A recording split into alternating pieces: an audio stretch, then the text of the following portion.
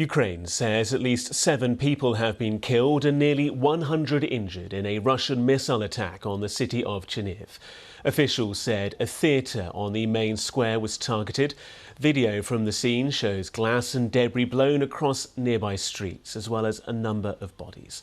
President Zelensky posted online urging the world to stand up to what he called Russian terror. Chernihiv is close to the border with Belarus. Well, in the past hour, President Zelensky has been meeting with the Swedish Prime Minister Ulf Kristersson in Sweden. He gave an update on the situation in Chernihiv. Our bright city of Chernihiv. This morning, Russia launched missiles on the city, at the very centre of it, where the National Drama Theatre is located, as well as many residential homes. There were many people in the theatre at the time. There were many people at home too. More than 90 people were injured, 12 children among them. They were just taking a walk on the central square with their parents. Among the dead, a 6-year-old child, whose mother is seriously injured and is in intensive care. My condolences to those who lost their loved ones in this Russian, obviously terrorist attack.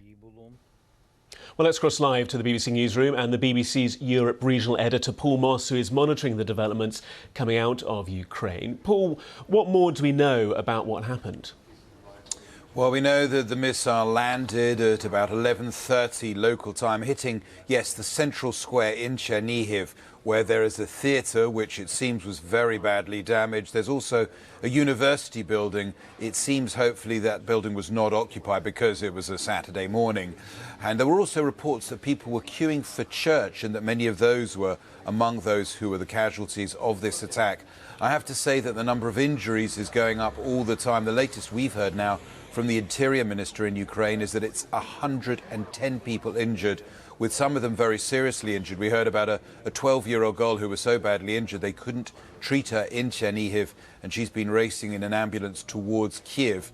There was also, as you mentioned, a 6-year-old child amongst those who were killed, descriptions of bodies lying around, and we do think it was a ballistic missile that caused this attack. That's what we've heard from the regional governor. In other words, not shelling and not a drone attack. Is there any indication, Paul, as to why the city was targeted? Well, we do have some idea, but I want to stress this is very much speculation. A BBC reporter who's arrived on the scene has been told that there was an exhibition going on of drones and that senior Ukrainian military figures were among the guests. Now, I want us to stress we're not sure of that, and we don't know if that's why Russia chose to target Chernihiv at this time. Russia, of course, likes to claim that it only targets military people. It says it never deliberately targets civilians, despite the huge number of civilians who've been killed since Russia attacked Ukraine. Paul Moss, for the moment, thank you so much. Well, the Russian President Putin has paid a visit to Rostov-on-Don, the city which has become the headquarters for its military offensive in Ukraine. Video footage showed him arriving at night and being greeted by the country's military chief. It's the first time Mr. Putin's been to Rostov since it was briefly the site of that mutiny by the mercenaries from the Wagner Group. A statement from the Kremlin said only that he'd heard reports from Mr. Gerasimov of the progress on what it refers to as the special operation in Ukraine. Well, let's stay with Ukraine now, because Kiev has welcomed the White House's decision to allow both Denmark and the Netherlands to send American-built fighter jets to Ukraine. They'll be delivered once Ukrainian pilots have finished their training to fly them.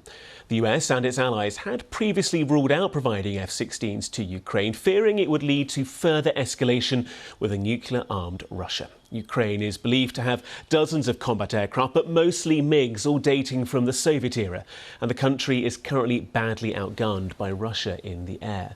Well, let's cross now to Kharkiv and Dan Saber, the Guardian newspaper's defence editor there. Dan, thank you so much for joining us. Ukraine has been pushing for these F-16s for a long time. America's finally given the green light. This feels like a significant moment. Well, it's a significant moment. It's also been a very long time coming. I think Ukraine's wanted frankly, to be able to match Russia's dominance in the air from the beginning of the war. You know, Russia's got a far larger and a far more capable air force.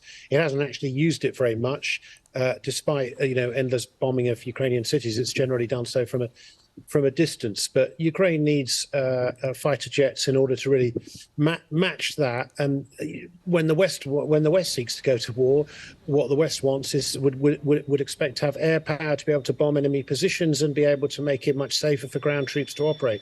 Ukraine's not had that, and that's made it very difficult. Ukraine's now had a lot of Western weapons of other kinds, artillery, tanks and so forth. But one of the reasons you see this World War One style, sort of near World War One style stalemate on the ground, if you like, or near stalemate on the ground, and Ukraine struggling to make progress in the counteroffensive, is a lack of air power. So yes, it wants the jets, but the question is, when will they come? And it could be a long time yet, because pilots need to be trained, and there seems to be an emphasis on pilots learning English before they're trained, even though some of these pilots know English. It's the ground crews they want to learn English as well.